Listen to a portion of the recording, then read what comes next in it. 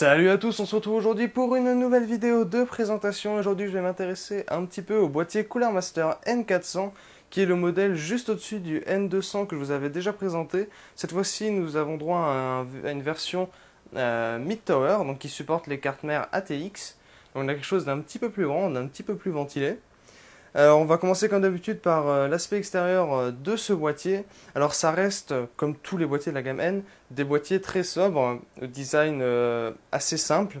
C'est-à-dire que vous avez les panneaux latéraux sont plats, comme vous pouvez le voir. Rien de bien spécial. Ce qu'il va y avoir de propre à ces boîtiers, c'est l'avant en fait. Puisque, je vais vous tourner ça un petit peu différemment.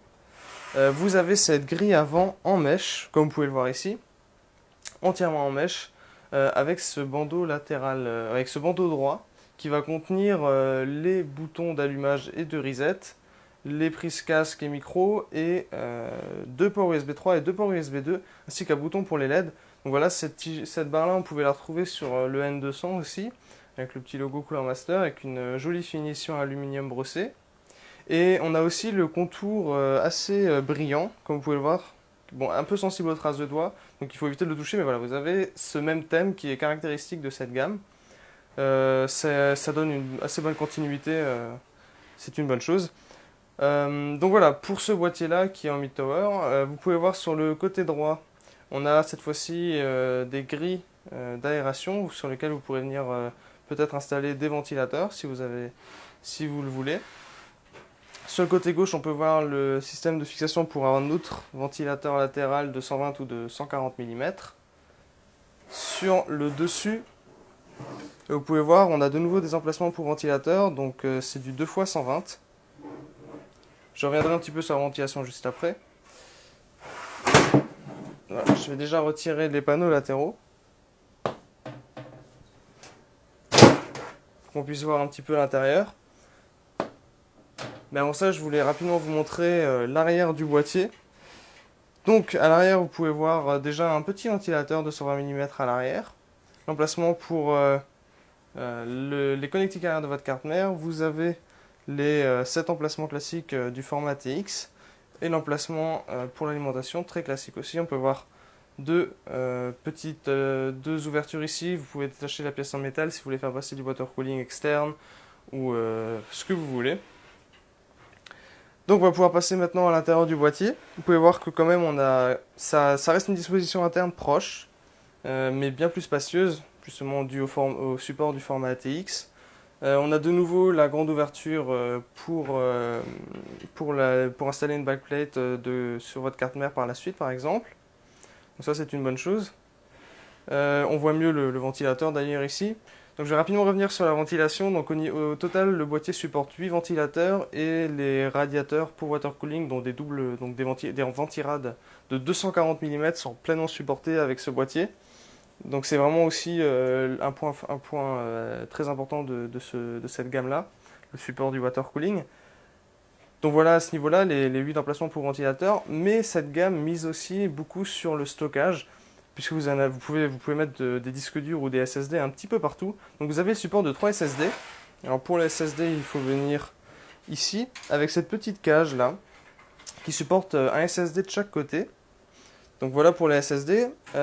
Théoriquement, je pense qu'on pourrait même en rajouter une deuxième, mais elle n'est pas incluse. Et en fait, il y en a un autre qui est caché. Alors je vais juste retirer déjà les vis. On y reviendra juste après. Vous en avez un qui est caché tout en bas de la cage pour les disques durs. Vous pourrez en acheter un troisième. Alors sinon, au niveau du support des disques durs, vous en avez jusque 7. Ça, c'est une très bonne chose. 7 disques durs, il y a 2 fixations rapides qui sont déjà fournies. Même si moi, ces fixations rapides-là, j'ajoute toujours des vis quand même en plus pour que le disque dur soit sécurisé. On voit aussi les systèmes de fixation pour les 2 emplacements de lecteur DVD façade que vous pouvez voir juste là. Et l'emplacement 3,25 pouces pour un lecteur de cartes qui dispose, comme dit lui aussi, d'un système de fixation rapide.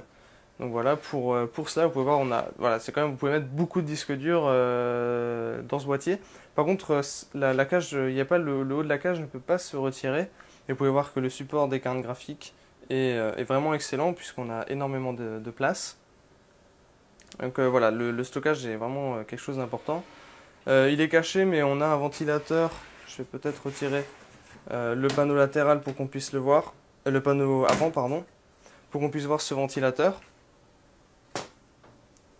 Donc voilà ce ventilateur. Alors Cooler Master fait aussi des ventilateurs. Donc on a leur ventilateur JetFlow, si je ne m'abuse. Donc celui-ci qui est à LED blanche, qui peuvent s'éteindre, comme dit précédemment.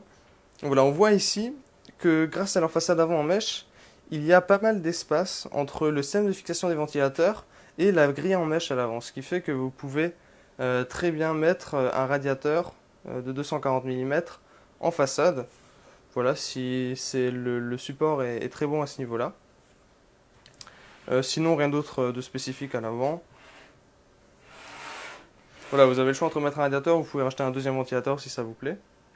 Au niveau de l'alimentation intérieure, on voit juste qu'ils ont pensé à mettre des patins anti-vibration pour éviter que les vibrations se transmettent au boîtier. Alors j'ai passé un peu puisqu'ils sont là au câble des connectiques avant. Alors rien de bien, c'est tout à fait standard. Par contre, la petite touche de Cooler Master, c'est d'avoir fait les câbles de panneaux avant en noir. Souvent on les voit en jaune ou en différentes couleurs multicolores qui ne sont pas très jolies. Donc là tout est noir.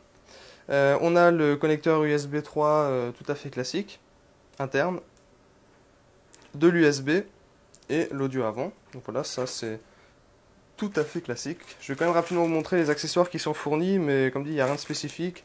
On a le sachet avec les vis pour la carte mère, les entretoises, etc. Des attaches pour faire le cam management et un speaker. Et des attaches pour ventilateur aussi. Et un système pour fermer le boîtier avec un cadenas. Justement, pour parler de cam management, au niveau de ce boîtier-là, il n'y aura aucun problème à mon avis.